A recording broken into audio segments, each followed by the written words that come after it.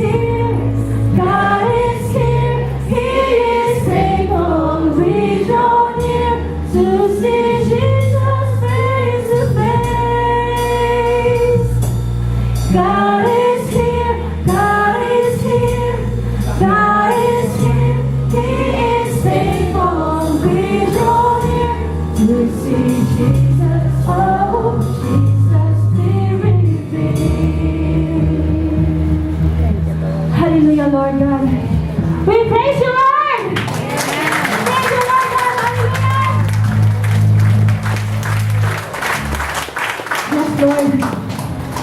Lord, sa umagang ito, Lord, walang iba kaming hinangad, Lord, kundi ang presensya mo lang, Lord God. Hallelujah. Aawit kami, Panginoon, ng buong puso para sa iyo, Lord God.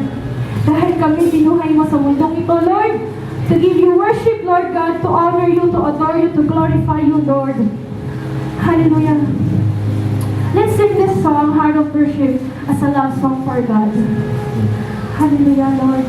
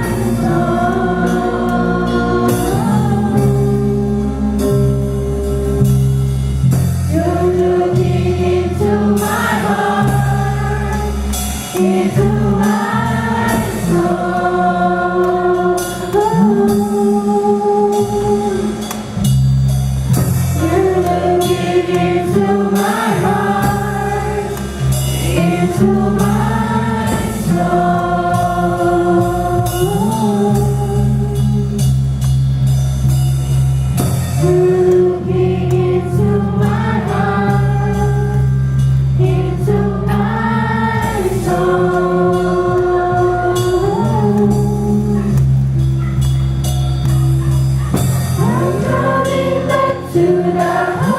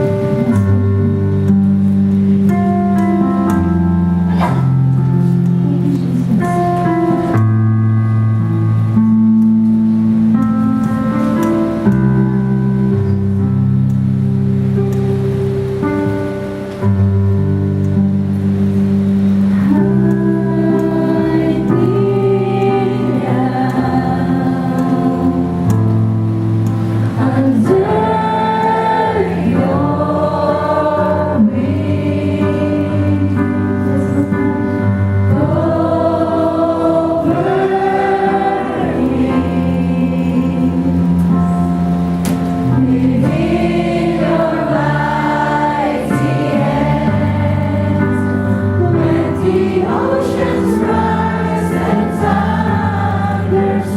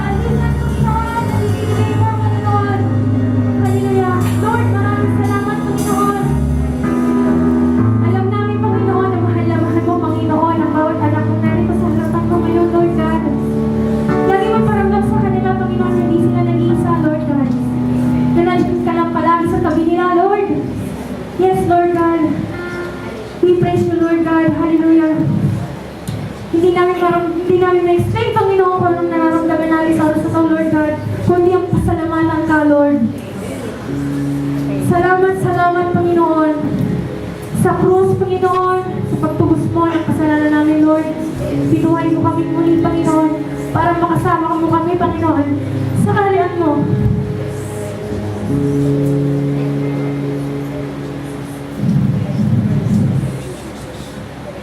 Thank you, Lord God. Thank you. Now we are free, Panginoon. Magnify your name, O Lord. Blessed be your name.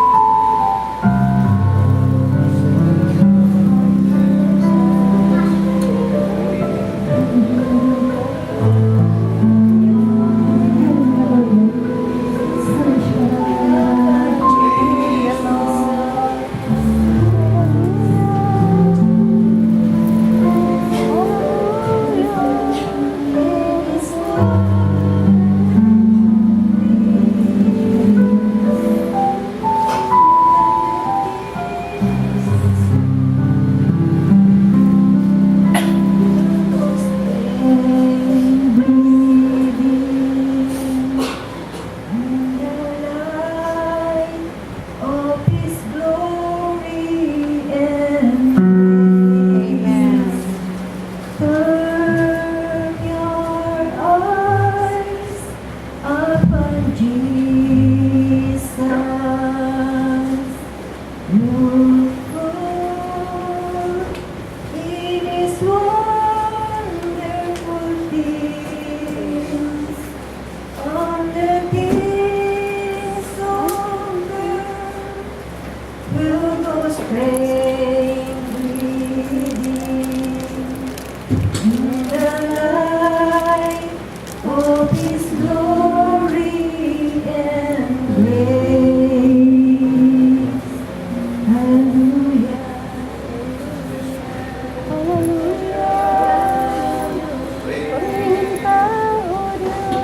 Praise you, Lord. Hallelujah, Lord God. We praise you, Lord. Hallelujah.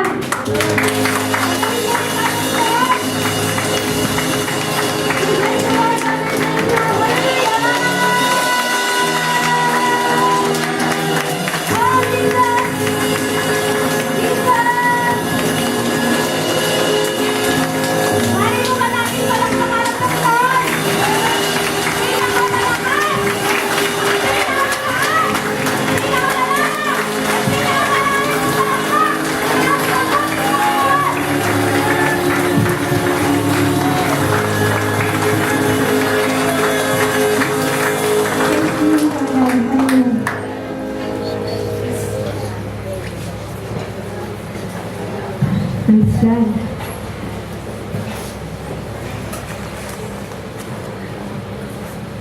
Good morning po! Good morning! Yan! Di ba po? Mas masigla. Okay. So, sa nagdaang isang linggo, meron po bang gustong magpatunay na ang Panginoon ay bless siya ng todo-todo? Na in-amaze siya? Meron bang gustong mag-testimony?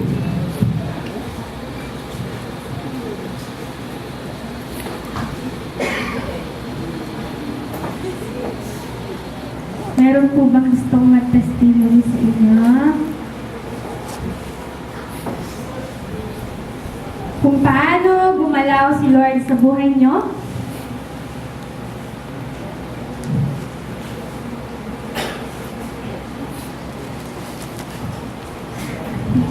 Wala! Imposibleng walang ginawa si Lord sa inyo for the whole week! Meron yan! Sige na, huwag na po kayong mahiya. Be proud, ano po? Yan, si Nanay Lola. Ay, sorry. Hindi ka ba din lahat totoo nagalaw ang Panginoon sa ating buhay. Kanina na lang umaga, talagang ako'y pagdalas ng paligo, bigla sumakit ang aking tiyan. Sabi ko'y, Panginoon, pabayaan ako hindi sa aking dahil sa bahay. Talagang hindi na kayo pagkas na nalito. Kaya nung kami nasa labasan na, sabay, biglang bumulok ang tiyan ko. Talagang masakit na masakit. Masakit na masakit. Kaya kaya pa, hindi yata ako makakita dahil sa bahay. Yan. Sabi ko ba, no, kung pabayaan na ang hanggang na ito, ay talagang magpatuloy. Hindi ako pinalayas ko. Kung lumayas ka, hindi ka makapabayaan sa kapangyarihan ng Diyos, sa pangalan na ito. Abay parang pinahad na uli. Talagang parang pasalamat sa Panginoon. Talagang pinangahawakan ko yung sinasabi sa banal na kasulatan, nung hindi kita iiwan, hindi kita pababayaan.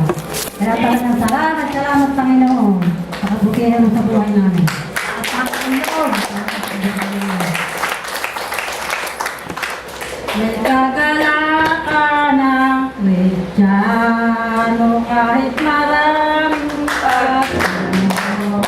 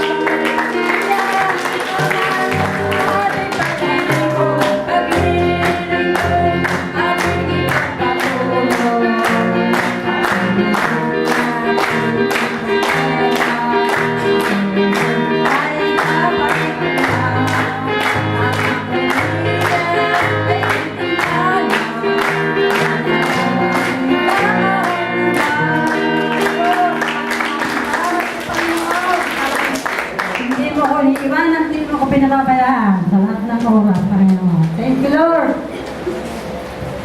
Salamat po. Ayan. So, ang kaaway talaga wala siyang pinipiling oras, ano po. Talagang hahadlangan ka niya, huwag ka lang makarating. Huwag ka lang makapagsamba kay Lord God. Pero ang ginawa ni Lord God, hindi na hinayaan. Di ba po? Sino ba pong gusto? Yan.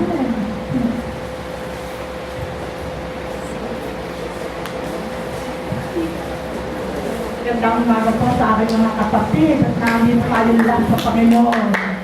Ang aking pagpapaputo sa inyo ay ang aking karanasan.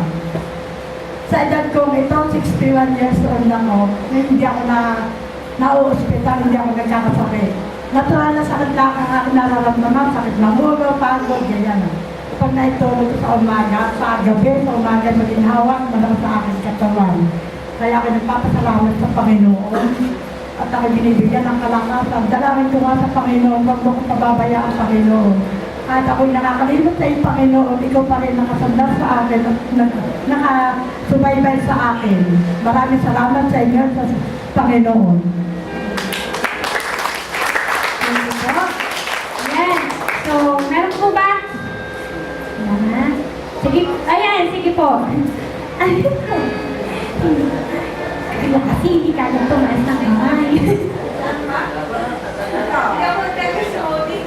Ako'y magpapasalamat na ako talagang punihin ng Diyos nating buhay. Hallelujah! Naku mga kapatid, talagang umahaba ang puso ko sa kadalakan kasi doon po sa hindi nakarating kahapon to witness yung fellowship. Naku mga kapatid, talagang hindi ko ma-explain sa heart ko kung paano yung galak sa puso ko na naiiwan talaga sa buhay ng bawat kabataan natin. Talaga, young people, talaga we're so happy. Talaga, Lord, talaga salamat sa kanilang mga buhay, Lord. Talaga mga bata, kapag natutulog ako sa ginagawa ng Panginoon sa inyong lahat, talaga na halos umiyak ako talaga na, naku Lord, ito na yung mga bata dati. Ito na yung mga bata ngayon, sir. But talagang, Lord, talagang maraming salamat. Talaga, Lord. Thank you.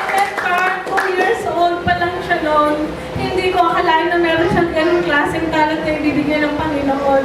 Talagang kung nadinig nyo yung prayer ni Rongel, yung psalm reading ni John Jan, yung prayer ni Axel, and lahat ng mga batang nag-perform with the instruments, na mga kapatid na iniyak kayo talaga.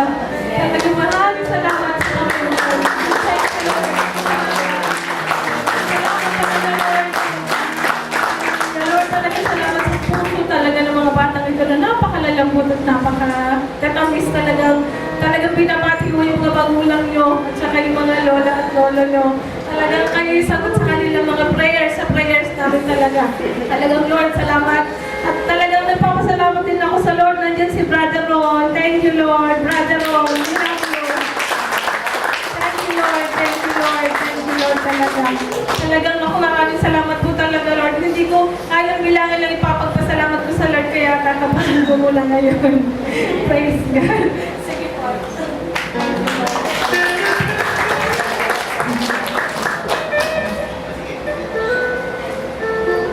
Nanangiling kayo po.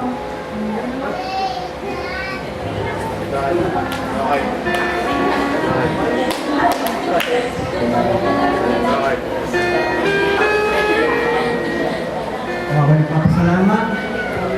Salamat sa mga minamahalan niyo. Salamat kayo. So, ako'y mag-testimony sa nagaganap sa akin. At nakikita ko naman kung biyaya ng Diyos sa ating buhay at sa biyaya ng Diyos sa buod ng congregation ito. Talagang ang pag-asa, kung tayo talagang nag-aasa sa sinabi ng Diyos, huwag tayong mawala ng pag-asa.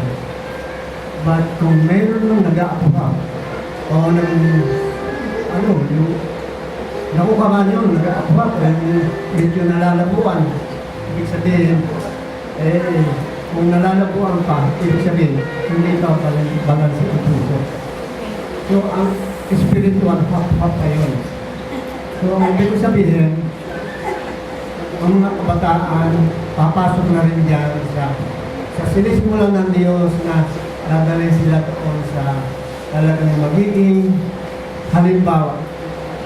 At sa atin, nakikita din natin kung paano sa mga kabataan ay nag-meaning si Kristo sa kanilang puso. Yan ang makikita natin. Kung yan na hindi natin nakikita ang pagpapasya at Kristo. Kung ikaw ay sumusukal sa isang mga bagay na sinasabi ng Holy Spirit, hindi pa tayo talaga discipline at Holy Spirit. Tatawin mo lahat yan. Ako nakakaranas ng linggo ng dami ito. Maraming pinaalaala sa akin ng Diyos. Sabi mo, anak, balansyado lang iyong puso. Oo? May isip ako, sana po, patawalan ako ng Holy Spirit. Dahil may sinasabi ang Holy Spirit, hindi ko naman pinapansin at hindi ko napapagpukulan yung kanyang sinasabi. Anak, sinabi mo, balansyado lang yung puso. Ibig sabihin, sa anumang sitwasyon, sa anumang bagay na pinahintulog sa akin ng Diyos. So, yun palang ibig sabihin ng Panginoon. Pasukan mo yan, pasahan mo yan. But kung, sabi, kung ang isang espiritual na namumuhay ang tao sa espiritual, but anong mga sitwasyon, kung wala man tayo, kung anong bagay na hindi natin naiintindihan ang usapang espiritual, at tayo wala, absent tayo. So, yun ang sinasabi ko, ako nangyayari sa akin noon, hindi tayo dapat mag-community. But ang Diyos ang sabi, patuloy na gumagawa. Wala man ako, wala man tayong lahat. Gumagawa sa isang bagay na kanyang sinasayos ng buhay. Tulad na natin mga nagagawa, yan ay patuloy na gumagawa ng Diyos ang mga buhay. At yan ay itinabahagi sa atin. Yan po ang pagpapagod. Ang puso, hinihingi ng Diyos, maging balansyado tayo. Ibig sabihin, balansin na, wala na. Tulad ng barko, kung anong man ang palo, kung saan man ang galing sinasabi ko. Makatuloy lamang gusto ko. Diba? Right?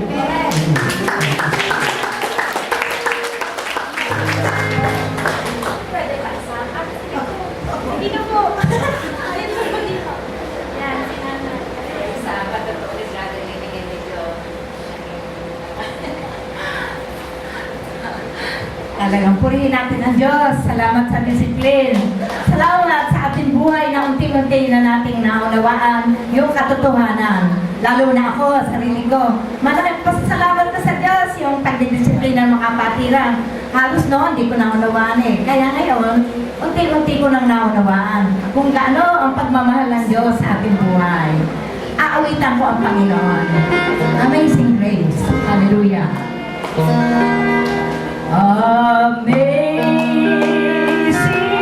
grace, how sweet the sound that saved a wretch like me. I once was lost, but now I'm found. Was blind, but now I see. Praise God, praise God, praise God, praise God, praise God, praise God, praise God, praise God, praise God, praise God, praise God, praise God, praise God, praise God. Lord, maraming salamat. Thank you, Lord. Hallelujah. Praise God. Yan. Sige, pang pinali na po natin si Kuya Lando. Lumampas po tayo sa minimum, ang testimony. Dalawa lang. Pero pasensya na po. Talagang ang Panginoon ay naluluwalhati ngayong araw na ito. Praise the Lord. Una, pinupuri ko ang Panginoon sa buhay ng mga bata, ng mga kabataan natin. Kami bilang mga nanay, mga lolo't lola, mga ate niyo po yan, pinagmamalaki namin kayo. Hindi dahil kung ano kayo ngayon, kundi dahil ang Panginoon ay nasa inyo. At yung nag-aaring sa inyong mga buhay. Alam niyo, kanina pa, kanina, naging iyakin po ako. Kapag naisip ko yung ginawa ng Diyos sa mga kabataan kahapon. Alam niyo, hindi kami nag-expect na maging natural yun. Na maraming kulang, maraming mali, maraming hindi maayos kasi lahat ay first time. First time yung preacher, first time din yung ginawang yung fellowship. Pero yung inaasahan namin na maraming kulang, nakakagulat. Katunayan na ang Diyos ang gumawa. Parang 2 taon yun ang ginagawa. Yun ang napansin po namin. Alam niyo, kaya ako'y naiiyak kahapon, nandito po ako, nakita ko yung mga kabataan naglabasan. Bago magsimula, naglabasan. Siguro mga 6-7 kabataan yung naglabasan. So ako'y nag-isip, kaya naglabasan yung mga ito. Ginawa ko, pumunta ako doon sa children's room, tinignan ko sila. Alam niyo po ba kung anong nakita ko kahapon? Naghiwa-hiwalay sila ng lugar, tapos may mga hawak na cellphone. Nasaan ka na? Ang simula. Bakit wala ka pa dito? Bawat isa sa kanila halos may tinatawagan. Tapos mamaya si Joshua biglang umalis. Sige, huwag kang aalis dyan, susunduin kita dyan. Nakita ko yung nila.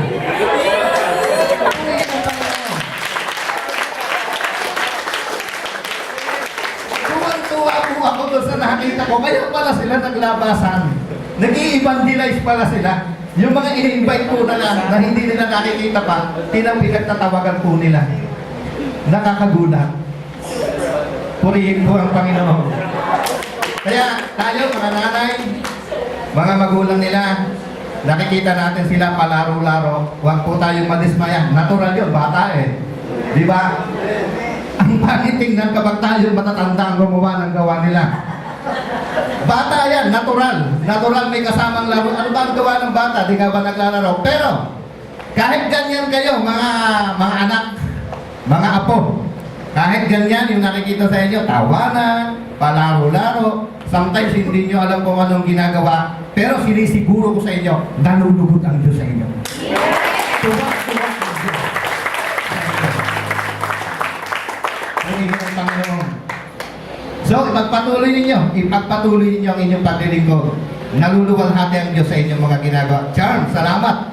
Salamat, nagpapagamit ka sa Panginoon. Tuloy-tuloy lang, purihin po ang Panginoon. So yun lang po lamang, marami pong salamat sa Panginoon. Ayan. So, thank you po talaga kay Lord God. Okay, dadako na po tayo sa mensahe na isi-share ni Sister Minette.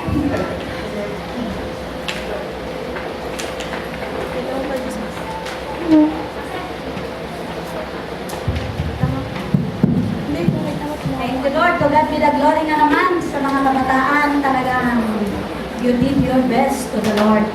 Talagang salamat. Totoo ang mga sinabi ng mga kasama namin. Abi na nakasaksi kahapon, hindi namin maiwasan na malaglag ang aming mga luha. Dahil talaga ang Diyos ay kumilos sa buhay niyo. Bagamat talagang maraming mga disiplin sa inyo, mga sinasabi sa inyo na ano, pero hindi kayo nagtampo, tuloy pa rin ang pag-serve sa Lord. Kaya yun ang pinagpapasalamat ko sa Diyos sa inyo. Dahil yung mukti ninyong puso talagang itinuon nyo sa Panginoong Jesus. Kaya to God be the glory, keep it up, you. To God be the glory. Tayo po'y tumayo, ating pasalamatan ng Panginoon. Tunay nga, Father God, we give you all the glory and honor, O Lord. Salamat nga po, Panginoon, at tunay nga, O Diyos, kayo ang kumikilos sa bawat buhay namin, O Lord. Thank you, Lord, sa mga puso ng mga batang ito, that they have a teachable heart, O God. Salamat, O Lord, tunay nga, O Diyos, hindi po kayo tumitingin sa amin, kundi sa mga, namin, outside appearance namin. Talagang kayo ay tumitingin sa bawat puso namin, na talagang nais namin, na talagang mag-glorify ang inyong dakilang pangalan, O God. Lord, bagamat sa kabila ng mga kahinaan namin, still talagang kayo ang kumikilos sa bawat puso namin. Lord, salamat nga po at pagpalain mo bawat isa sa amin, ang aming puso sa umagang ito na talagang tanggapin namin ang iyong salita, Panginoon. Yes, Father God, sa iyo ang papuri, sa iyo ang pasasalamat, sa pangalan po ng aming Panginoong Jesus. Amen. Hallelujah. Salamat po, God. Talagang purihin ang Diyos. Ang ating topic ay knowing our standing in the midst of a storm in our life, in your life. Kumbaga, ano ang ating katatayuan pag dumating ang bagyo na ating kinakaharap sa ating buhay. Lahat tayo ay talagang totoong napapaharap sa mga iba't ibang bagyo sa ating buhay. Pero, naiiwasan din natin ang iba. Basahin natin ang Matthew 7:24, chapter 7, verse 24 to 27. Sabi doon, kaya ang bawat dumirinig ng aking salitang ito at ginaganap ay matutulad sa isang taong matalino na itinayo ang kanyang bahay sa ibabaw ng bato. Verse 25, at lumagpak ang ulan at bumaha at humihip ang mga hangin at tinampas ang bahay na yaon at hindi nabagsak sapagkat natatayo sa ibabaw ng bato. Verse 26, at ang bawat dumirinig ng aking mga salitang ito at hindi ginaganap ay matutulad sa isang taong mangmang na itinayo ang kanyang bahay sa buhanginan. At lumagpak ang ulan at bumaha at umihip ang mga hangin at tinampas ang bahay na iyon at nabagsak at kakilak-kilabot ang kanyang pagkabagsak. So maliwanag ito sa atin. Lahat tayo ay nakakaranas ng mga bagyo sa ating buhay. Naaaring minsan ay dumadanas ngayon sa kasalukuyan, bagyo ng karamdaman, bagyo ng hinanakit at pagtatampo, maaaring sa pinansyal, maaaring kaguluhan sa tahanan. Ang bagyo ay dumarating sa iba't ibang paraan, pero pare-parehong pangkaraniwang pangyayari na yan sa ating buhay. At nais nitong pigilan tayo sa ating progreso tungo sa kahangahangang plano ng Diyos sa bawat isa sa atin. Ang unang dapat nating alamin ay kung yan ba ay disiplina ng Diyos o meron bang itinuturo sa atin. Dapat natin isipin yan pag dumadating ang bagyo. Ang mga kaguluhan ay simpleng dumarating yan sa ating buhay. Kasi andito pa tayo sa mundong puno ng kahirapan, puno ng kaguluhan. Sabi nga ng John 16:33, sa sanglibutan ay meron kayong kapigatian, ngunit laksan ninyo ang inyong loob, aking dinaig ang sanglibutan. Kaya isipin natin kung ang ating mata, ang ating puso ay nakafocus sa ating Panginoong Hesus na dumaig sa sanglibutan. Madadaig din natin ang mga bagyo na dumarating sa atin, ang mga problema na yan. So, pangalawang katotohanan na nakikita natin sa ating binasa sa Matthew, sabi niya, if you are a doer of the word, kung ikaw ay gumaganap ng kanyang salita, ang bahay ng iyong buhay ay hindi maibabagsak ng bagyo na dumadating. Sinabi ni Jesus na kung ikaw ay gumaganap sa kanyang salita, may katiyakan ka na ang bagyo ay hindi kanya masisira o mauuga. Sometimes, syempre bilang tao na nasasaktan tayo, pero pagdaing natin sa Panginoon, andyan agad siya. So, kung meron man tayong bagyo, kung ikaw ay nauuga ng bagyo ngayon, kailangan mong tanungin ang iyong sarili. Is there an area of my life in which I am not going to work? Sometimes kasi, ganun eh. Meron ba akong hindi nasunod na napakinggan ko sa salita ng Diyos? Kasi minsan talagang yan ay dahilan kaya nagkakaroon tayo ng bagyo sa ating buhay. Yung hindi natin pagsunod. Kasi, kung naipapamuhay natin o nasunod natin ang salita ng Diyos at na ating napakinggan, pansinin po natin na ang basic issue dito ay hindi yung kawalan ng pananampalataya o kaalaman. Sabi nga doon sa 24, sabi niya, kaya't ang bawat dumirinig. So, ang usapan dito ay yung nakapakinig na. Di ba sabi sa Romans 10:17, nabanggit din kahapon ni Chan, ang ating pananampalataya ay nagbuhat sa pakikinig, sabi niya. So, may papalagay natin, ang iba ay bumabagsak ang kanilang tahanan sa kabila ng mayroon silang pananampalataya. Kaya sabi nga sa verse 24, kaya't ang bawat dumirinig sa aking salita at ginaganap. Yan ang ating tandaan. So, ang susi sa mabuting kondisyon o panlaban sa bagyo sa ating buhay upang hindi maapektuhan ay ang ganapin ang salita ng Diyos. Kaya kung meron kang pananalig sa salita ng Diyos, paano ka babagsak? Diba sabi sa James 2:20, faith without work is dead. Sabi niya, ang pananampalatayang walang gawa ay patay. Meron akong illustration. Kumbaga, may isang tao na nagsisigarilyo.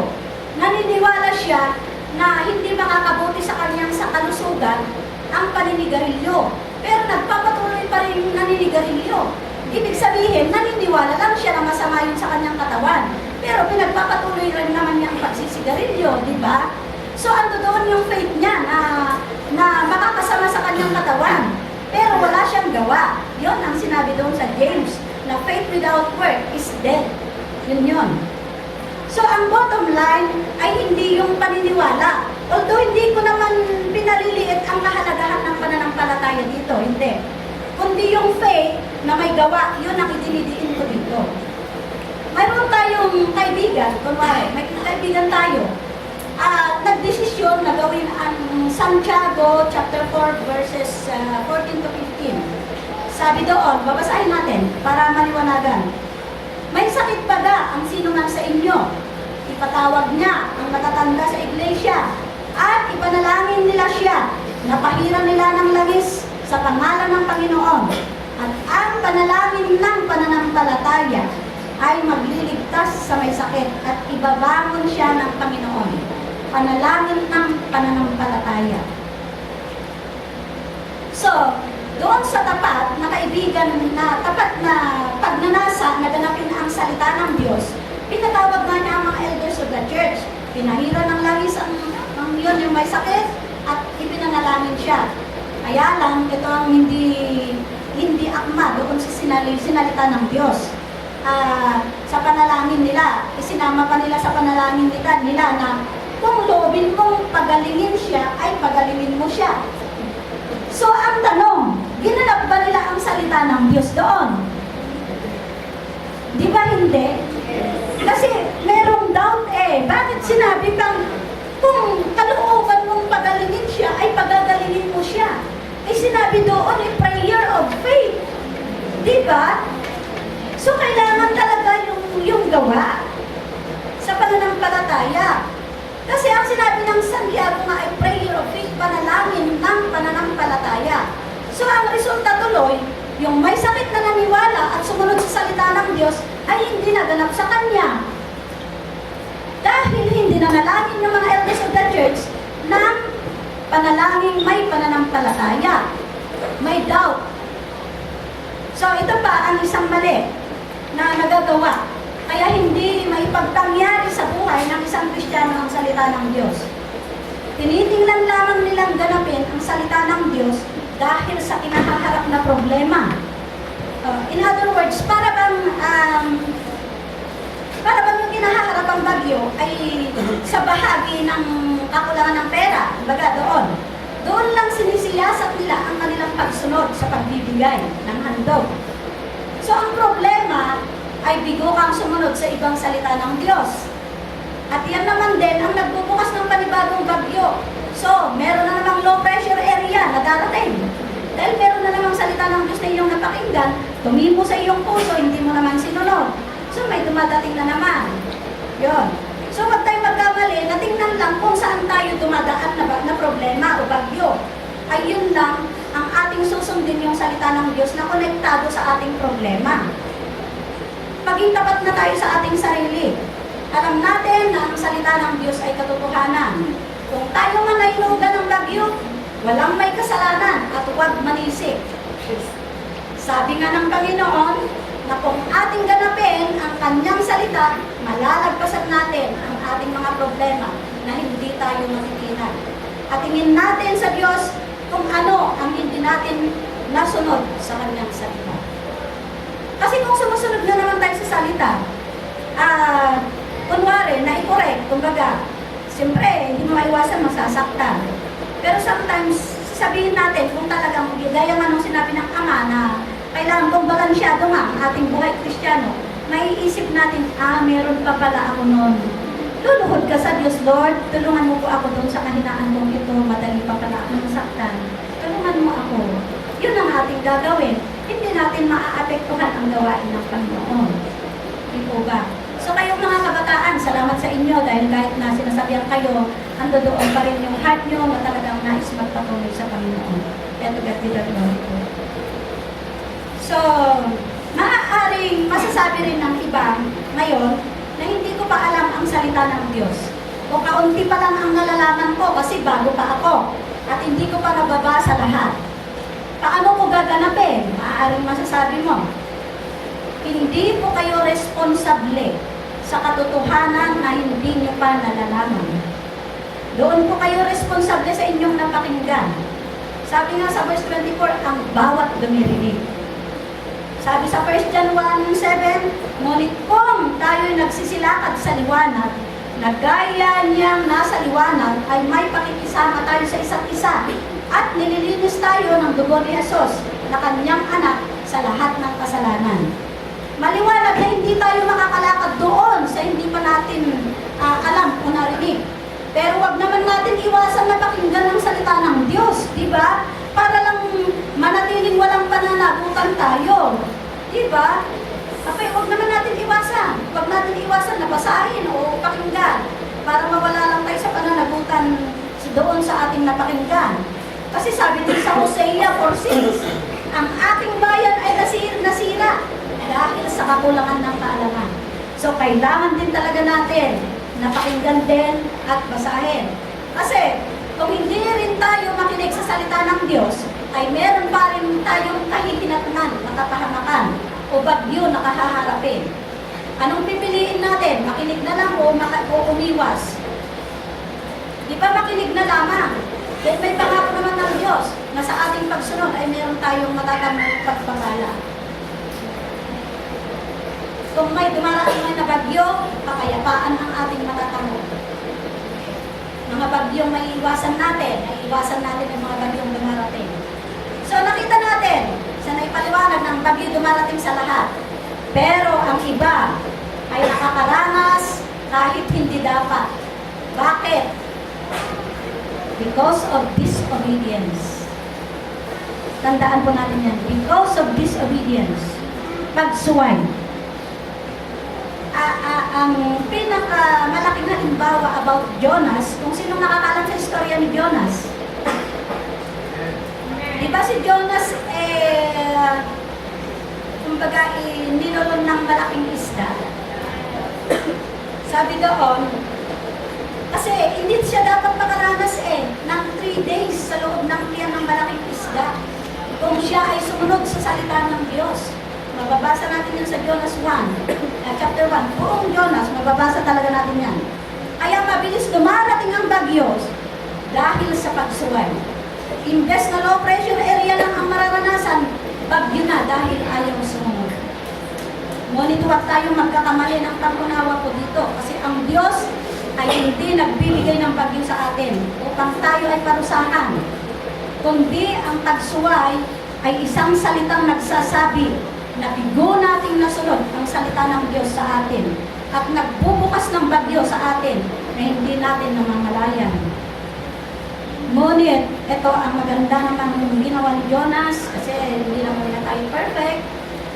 Ang napakaganda na ginawa ni Jonas doon, nag-repent siya. Noong siya ay nakaranas ng matinding hirap sa loob ng tiyan ng isda, talagang lumuhod siya ng todo sa Lord. Nag-repent. Paano tayo makakalagpas sa bagyo? Pareho ni Jonas ang ginawa. Kailangan natin magsisip. Ganon din talaga ang dapat natin gawin. Itinuro na sa atin ni Brother Lando ang meaning ng repentance, di ba?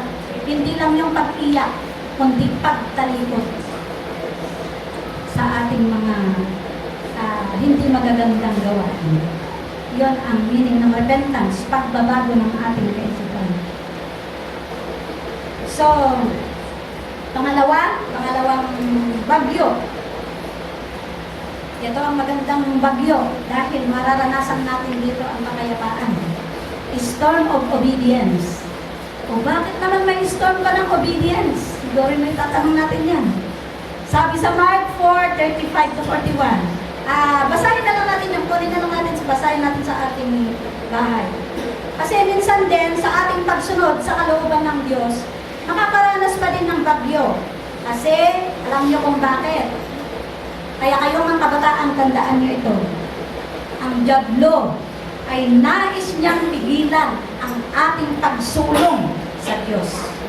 Tandaan natin yun. Kaya kumbaga, kaya nais ko yan ito dahil ito'y talagang nangyayari sa atin Especially, talagang nagpupuruso tayo na talagang gawin ang kalooban ng Diyos sa ating buhay para makita natin, ma-indifference natin yung mga dumadating na bagyo sa ating buhay. So, ang Mark 4, mababasa natin talaga doon na hanggat kaya niyang pigilan tayo ay gagawin niya ang dyablo. Sabi nga ni Brother Lando, pasalamat tayo dahil alam natin na tayo ay sumusunod sa Diyos pag may dumadating na ganyan, na ganun sa atin. Kaya tayo ay pinipigilan ng kaaway. Pero ito naman ang ating tandaan. Kasama natin ang Panginoong Hesus. At sasabihin niya sa bagyong kinaharap natin, peace, be still. Tumahimik ka, sasabihin ng Diyos sa bagyong kinahaharapan natin. Dahil doon sa bagyong kinahaharapan natin, yan ay gawa ng dyablo. Dahil nais niyang pigilan tayo sa ating pagsunod sa salita ng Diyos. Pero sa ating pagsunod, at talagang alam natin, nakasama natin ang Panginoon, siya mismo ang magpapayapa doon sa ating kinahaharap na bagyo. Totoo na talagang hindi natin ma-please ang everyone. Everybody ay talagang may kahinaan. Pero kung titingnan natin in a positive way, mabuti ang ating kahihinat ng pare-pareho. So, hallelujah Lord. So, ang ating pagsunod o pagganap sa kalooban ng Diyos ay nagkakaroon talaga ng bagyo. Siya mismo ang magpapatahimik, sabi ko na. So, pangatlo, bagyo na yung kumbaga storm of others na nadamay ka lang. Bagyo na nakadamay ka lang dahil sa kasalanan ng isa sa inyong grupo o dalawa. Kumbaga sa inyong grupo yun, minsan may nagkamali sa inyo, napapadamay kayo doon sa bagyong yun. So, may example tayo dito. Doon natin kailangan yung command of faith. Pananampalatayang nag-uutos. Kaya, ito yung mga bagyong hindi natin maiiwasan. Ito may halimbawa sa Acts 27:9-44 about Pablo, si Apostol Pablo. Alam kasi niya, yung kwentong yun, alam niya kasi nakalooban ng Diyos ang kanyang paglalayag, ang kanilang paglalayag.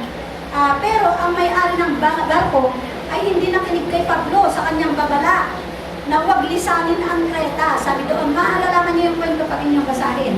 Kaya hindi kalooban ng Diyos na mapadamay sa pagkasira ng barko. Ngunit si Pablo bilang isang bilanggo ay hindi maipilit na magpaiwan kaya nadamay siya sa bagyo. Doon nagkasira-sira yung kanilang barko, napadpad sila sa isang isla.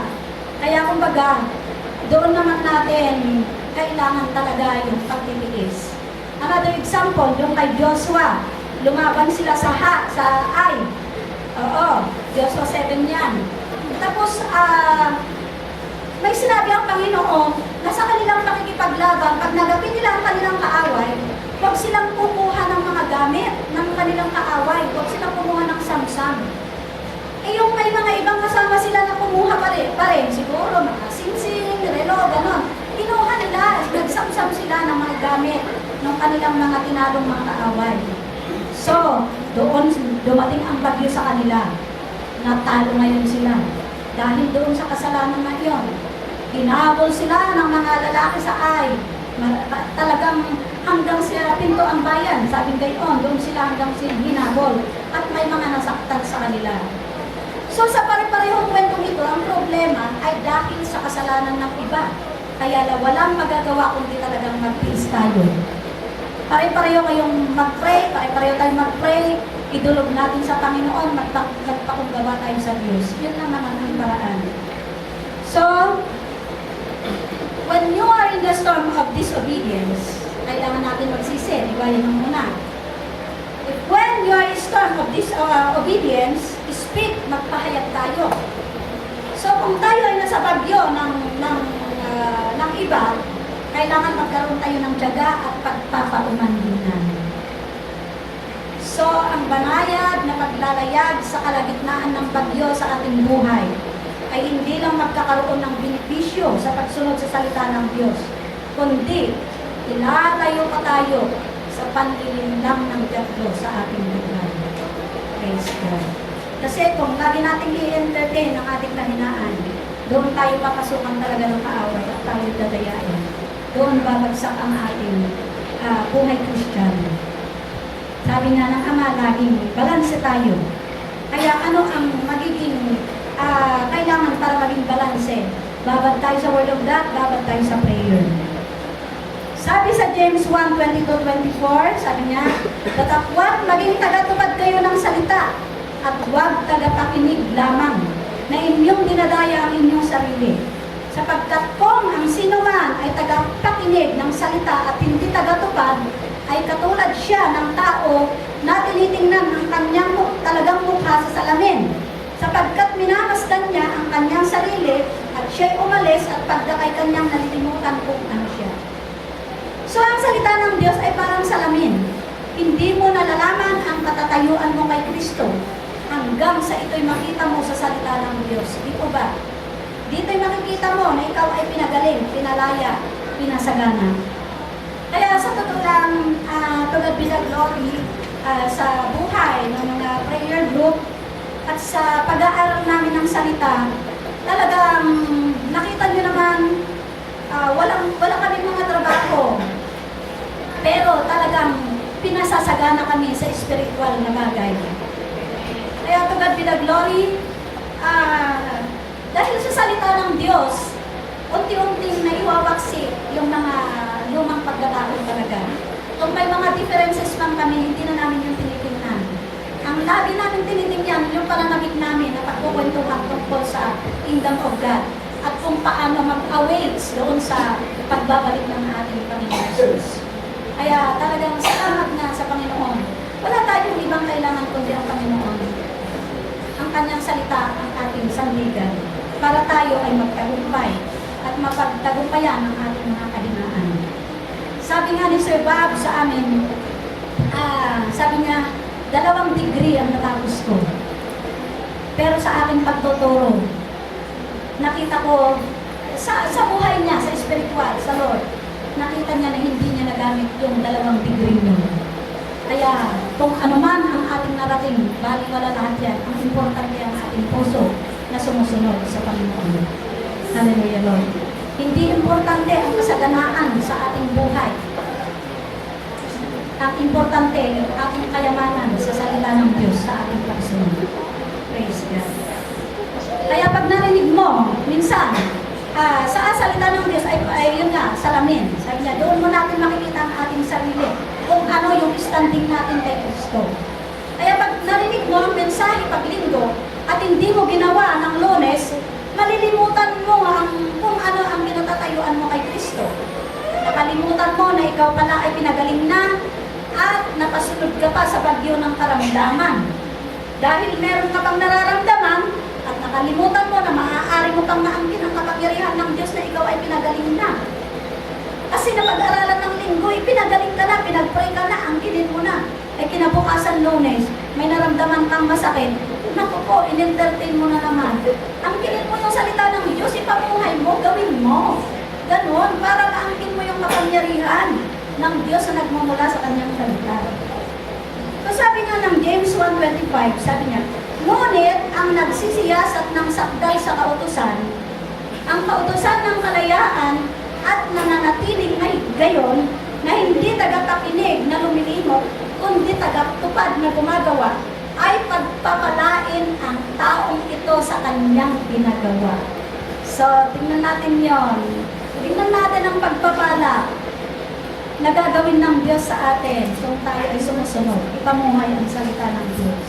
Lahat ng ating gawa ay pagpapalain. Sabi nga ng mensahe kahapon, yung desire natin sa ating puso sa spiritual, pasasaganain ng Diyos yun. Kasi, huwag natin tingnan ang pagpapala ay sa financial lang o material. Napakasarap mabuhay nang meron tayong lubos na kapayapaan, lubos na kagalakan sa kabila ng ating kawalan dahil ang Diyos ang naglalagay nun sa ating puso. Praise God. So, kung tayo ay sumusunod, i-overtake tayo ng blessing at sumusunod lahat ang pagpapala sa atin. Ikaw ba ay pinagpala sa mga ginagawa mo? So, meron tayong example sa Deuteronomy 28:1-14. Ulit niyo, basahin niyo na lang. Ito yung isang example kung paano pinagpala ng Diyos ang mga Israelita. Ito ay nagbibigay halimbawa kung ano ang gagawin ng Diyos sa mga Israelita sa kanilang buong pusong pagsunod sa salita ng Diyos. Ang pagsunod sa salita ng Diyos ay isusunod din niya ang kanyang pagpapala mula sa kanyang trono. Hahabulin ka pa niyan. Minsan uunahan ka pa at magugulat ka na lang. Praise God. Minsan, yung hinihingi natin, mas higit pa yung ibinibigay ng Diyos. Yan ang ating ikagulat-gulat kasi tayo ay sumunod sa salita ng Diyos. So, kailangan, pang-apat, tanggapin natin ang responsibilidad. Ang salita ng Diyos na ating napag-aaralan ay mag-iiwan sa atin ng pag-asa at mawawala ang ating alinlangan na sa pagsunod o pagganap natin dito ay magbibigay sa atin ng makapangyarihang simoy sa kalagitnaan ng bagyo sa ating lugar. Praise God. At doon natin mararanasan yung thrill at excitement na hinahabol ka at gusto ka pang unahan sa pagpapala ng Diyos. Kaya talagang minsan nga sa amin na talagang lagi nagpupunta na dito sa church o pang ipanalangin kayong lahat. Talagang pagdating pa lang namin sa umaga, ando doon yung excitement namin sa isa't isa. Yung nag-uumapaw na joy sa aming heart na hindi maubos-ubos. Na talagang para bang kami naghahabol lagi para dumating dito. Minsan, napapabayaan ang bahay. Ano pa ba yan? Temporary lahat yan eh. Yun ang aming nagiging katwiran na sometimes talaga.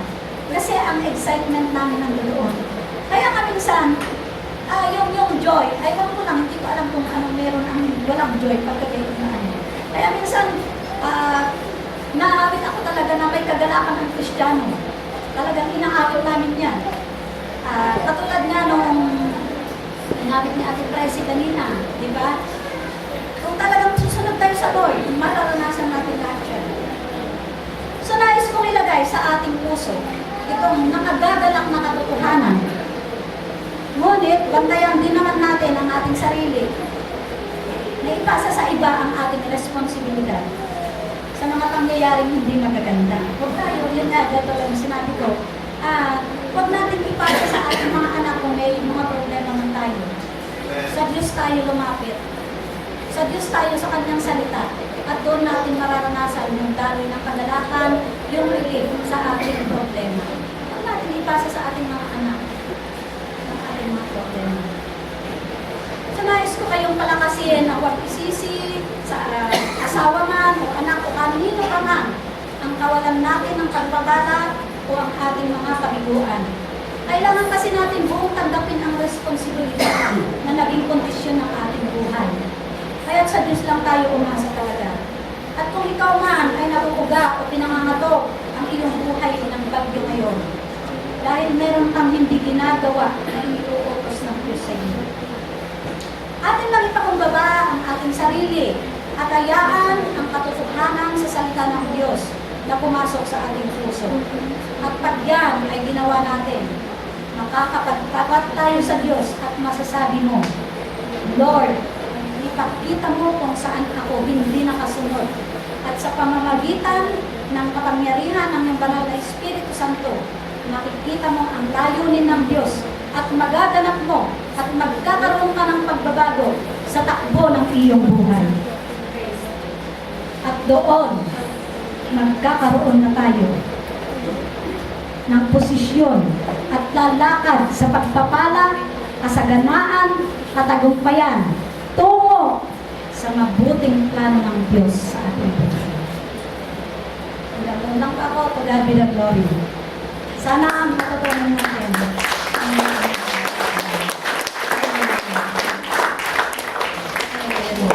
Hallelujah. Awitin na natin ulit yung still.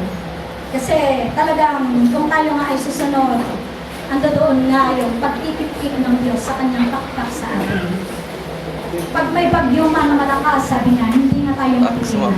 Tayo ay iibabaw doon sa bagyo. Kasama natin ang Diyos.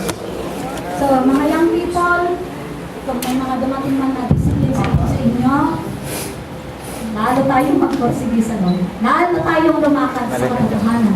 Lalo tayong lumakad sa katwiran ng Diyos. At tayo ay lalong magpasalamat. Ang kabutihan ng Diyos ay isusunod na sa atin. Hallelujah. Hallelujah.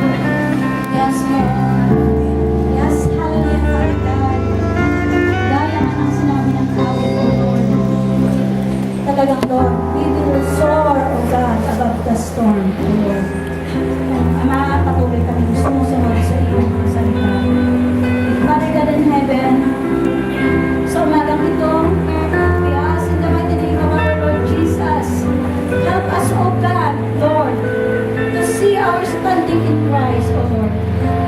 Father God, ano man ang bagay ang ating pinahaharap, Lord, sa aming pagpapakumbaba, you will lift us up, O Lord. Yes, Father God. And you will say to that storm in our life, be still. Yes, O God, peace be still. Hallelujah, Lord Jesus. And Lord, gaya nga ng sinabi ng awit, at gaya ng sinabi ng salita, be still and know that you are God. Alamin natin na ikaw ay Diyos. Nanahimik lang kami at alamin namin na ikaw ay Diyos. Diyos na makapangyarihan. Diyos na makakapag-pigil sa lahat ng mga bagay na gawa ng kaaway sa aming buhay. Kung patuloy kami sumusunod sa iyong pagbubuhay. Yes, Father God. Bless thy word, O God, in the heart of everyone, O Lord. Tulungan niyo kami, Panginoon. At umpisahan namin sa araw ng bukas, Panginoon. Maging sa araw na ito. Na anuman ang pinaunawa mo sa amin ng iyong mga salita. Maganap namin, O God. Upang kami ay kasama namin kayo lagi. Maagapay kayo namin. At kung panahon, Panginoon, na mayroon kaming pinahaharap na kayo. Lord, bubuhatin mo po kami, Panginoon. Salamat, O God, at patuloy namin inaangkin na talagang sasabihin mo sa araw na ito, is still sa bawat isa sa amin, O Lord. Sa bawat pinahaharapan namin, O Lord. Salamat, O God. Tuloy na, O Diyos, kayo ang mapapurihan sa bawat buhay ng iyong mga anak. Tulungan niyo bawat isa sa amin na talagang patuloy yung kapayapaan na iniwan mo sa bawat isa sa amin ay talagang mangyari maging sa bawat tahanan namin, O Lord. Salamat, O God. All glory and honor is yours, O God. Sa pangalan ng ating Panginoon Jesus. Amen. Amen. Thank you.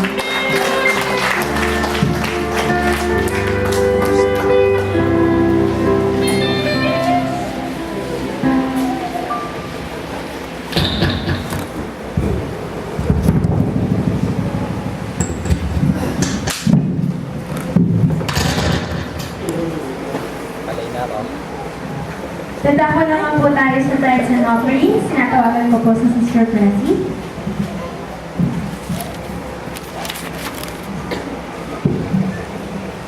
Hello po. Namiss ko kayo. Sabi nga sa Kawikaan 3:9, parangalin mo ang Panginoon ang iyong tinatangkilik at ng mga unang bunga ng lahat mong ani. Sa gayon mapupuno ang iyong mga kamalig ng sagana at ang iyong mga alilisan ay aapaw ng bagong alak. Praise God. Yun nga po, sabi nga po, kung tayo nga po pala ay nagbibigay sa Diyos, itinataas natin siya. We honor Him. Dahil sa Kanya nga lang galing ang mga bagay na ating tinatanggap. Kaya siya ay ating pararangalan. Sabi nga po, when God blesses you financially, don't raise your standard of living. Raise your standard of giving.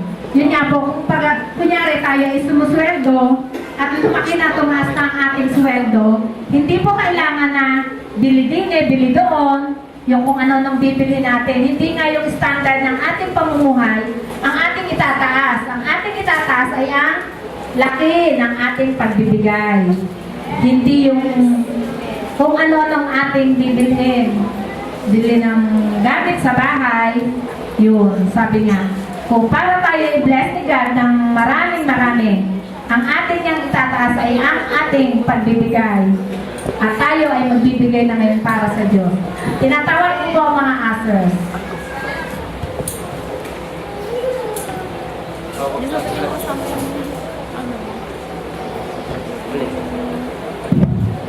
New engineer na yun. Telesales. Pwede mo kasama? Hindi ako kasama mo. Ha?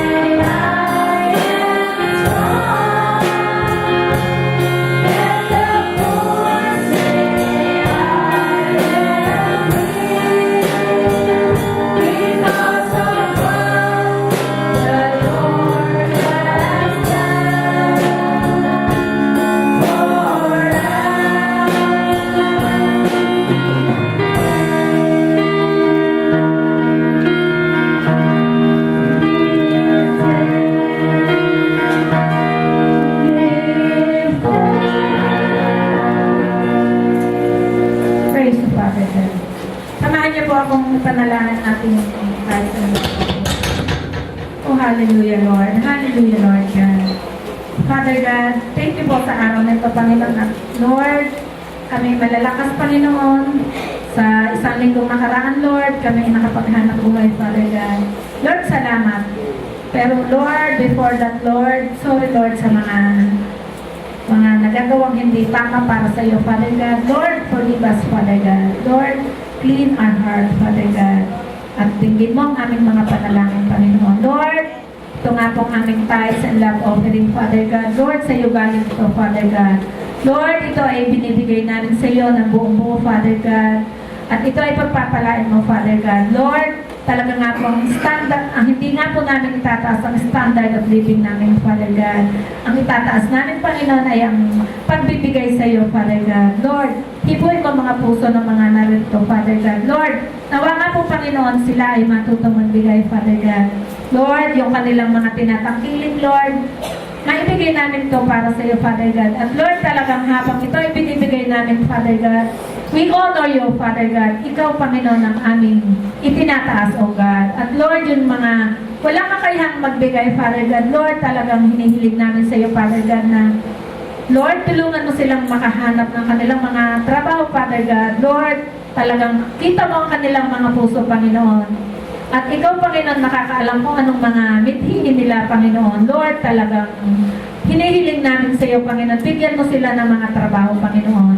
Lord, ikaw magbibigay, ikaw magpo-provide ng mga trabaho para sa kanila, Panginoon. At Lord, yung mga pamilyang naririto, Panginoon, na Ama, kita mo ang kanilang mga pangangailangan, Panginoon, ang kanilang mga hapag, Panginoon. Ikaw ang pupuno sa kanila, Father God. Lord, talagang biyayaan mo sila, Panginoon.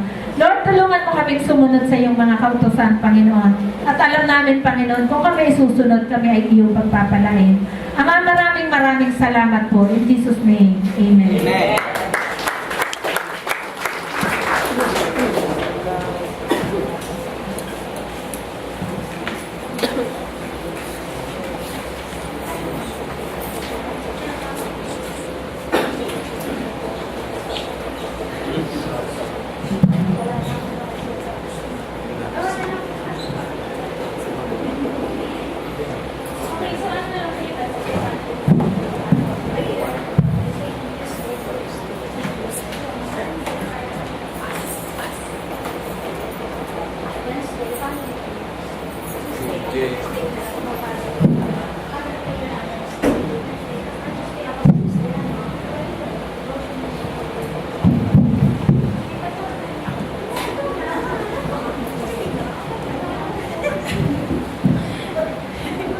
Okay, ayan po. So, announcement, Tuesday, Thursday, ano po yun? Devotion, prayer. Wednesday, family prayer, evangelization. Ayan, tama po din ba yung Bible study? Kaya na to. Pansamantalang natigil, pero dahil sa karamihan ng mga ginagawa natin, natigil temporary, but pray natin na this week mabalik mo.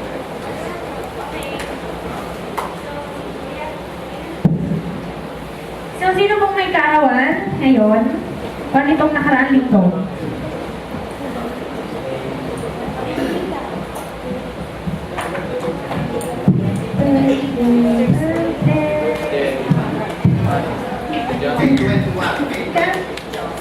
Sino po?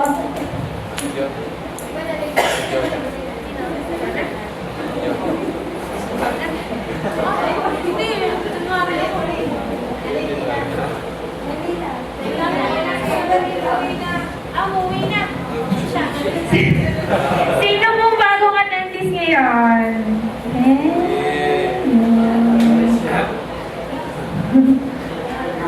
May bagong attendance po ba tayo? Wala din. Ayan, sige. Si ate. Si ate na lang, ate. Ikaw, welcome ka na. Ayaw mo, sige. Sige, prayer na lang po tayo. Announcement? Sige po.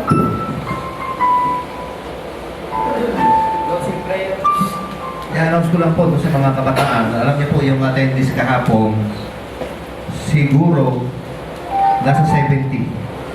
Parang gano'n. Kasi mahigit ng 60 ng bilangin namin, tapos marami pang dumating na hindi nakapirma dahil nagkakantahan na. So, nasa 70. Ini-encourage po namin kayo mga kabataan, yung listahan ninyo ng mga nag-attend, mayroon po yung number ng mga cellphone nila at may address. So, kunin nyo yun, i-follow up ninyo yung mga bisita natin kahapon. Para may pakilala sa kanilang Panginoon. Kasi, ayon sa pagkaunawa ko kanina, sa pinag-aralan natin storm, merong pagsusunod na bagyo. Yung bagyo ng mga kabataan. Mas malakas po yan sa signal number 4. Pag dumaan po yan sa mga sambahayan, mga kapatid, ang madaanan yan, ang mga nanay at tatay doon luluhod. Purihin ang Panginoon. Kaya kayo ang susunod na bagyo na magdadala ng Ebanghelyo sa buong sanlibutan. Palakasin ninyo ang bagyo natin. Purihin ang Panginoon. Praise the Lord. So, yun lang po. Tingnan nyo po yung listahan, kunin nyo yung mga number, i-text ninyo, tawagan ninyo, i-follow up ninyo, i-invite nyo ulit sa church. Ayun ba kayo?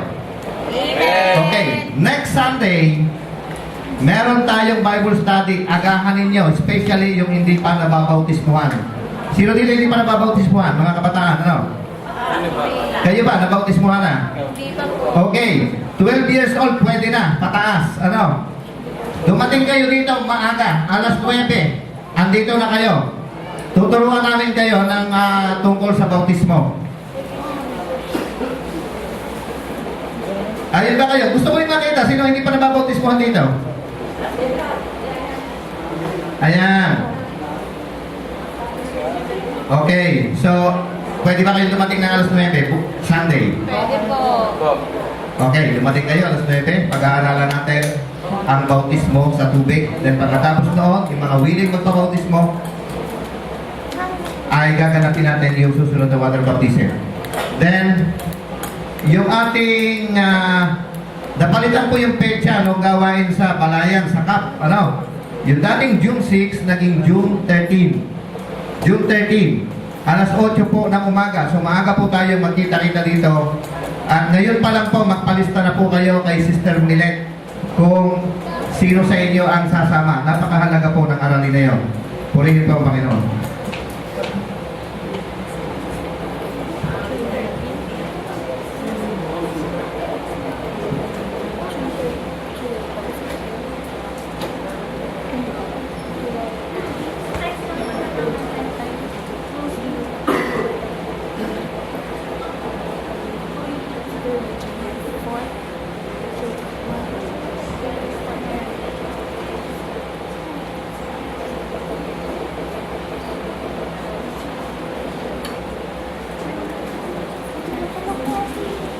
Okay.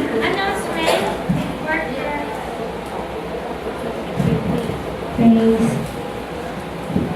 Announcement po, worker po for the next week. Opening prayer, Reset Perez. Scripture reader, Angel Artificio. Sa ties po, si Nanay Huling. Ushers, Michael de los Reyes, Axel de los Reyes. Closing prayer, Marlo Duterte. And MC Char Mendoza. Okay, inaanyahan ko po si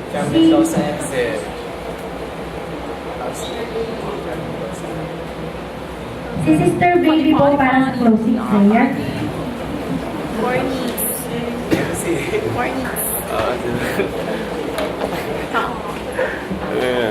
Thank you, Lord God. We praise your name, O God. Yes, O God. Muli nga po, Panginoon, nagpapasalamat po kami, Lord, sa iyo, Lord. Lord, talagang may kagalakan ng aming mga puso, Panginoon, sa araw na to, God. Lord, talagang ang mga heart namin, Panginoon, ay bukas, Panginoon, sa lahat ng mga mensaheng narinig namin, Panginoon. At Lord, salamat sa pagsama mo sa amin, Panginoon. Lord, sa iyong presensya, Panginoon, sa praise and worship, O God. Lord, salamat po, Panginoon, O God. Lord, tunay nga po, Panginoon, ang katapatan mo sa bawat isa palagi sa amin, Lord, ay naandyan palagi, Panginoon. Kaya, Lord, walang hanggang kami nagpapasalamat sa iyo, Lord. Lord, at talagang ang mga mensaheng ito, Panginoon, ay talagang maging matibay kami, Panginoon. Talagang, Lord, talagang manatili kami, Lord, at be still, Panginoon, in your presence, O God. Lord, talagang salamat, Panginoon. Muli, Panginoon, sa aming paghiwa-hiwalay, O God, kayo po ang sasama sa bawat isa. Lord, taglayin namin ang bawat isa, Lord, ang iyong presensya, ang kapayapaan, Panginoon, at ang kagalakan sa aming mga puso. Lord, sa bawat tahanan namin, Panginoon, talagang ito ang madadaman namin, Panginoon. Kaya, Lord, salamat po, Panginoon. At Lord, salamat, Lord, talaga sa gawain ito, O God. Kaya nga po, Panginoon, ibinabalik namin sa iyo, O God, ang walang hanggang papuri, Lord, at nakahilain, Panginoon, ang iyong pangalan, O God, sa pangalan po ni Kristo Jesus.